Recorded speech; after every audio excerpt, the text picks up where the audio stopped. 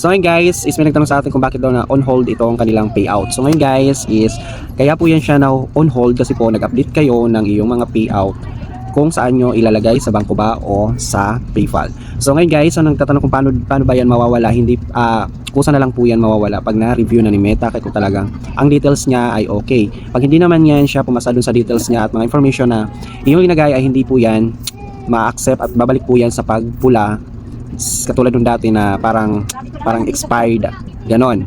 So uulitin mo yan siya sa pag filled up. So wala po yan problema, pag pumasa ay kusa na lang po yan mababalik or mawawala. Pag hindi naman siya pumasa is magre-red po yan, so bali na recheck yung application na yun. Then wala rin po yan problema, and then wala po yan violation. Kung problema kayo sa violation, wala po yan siya violation.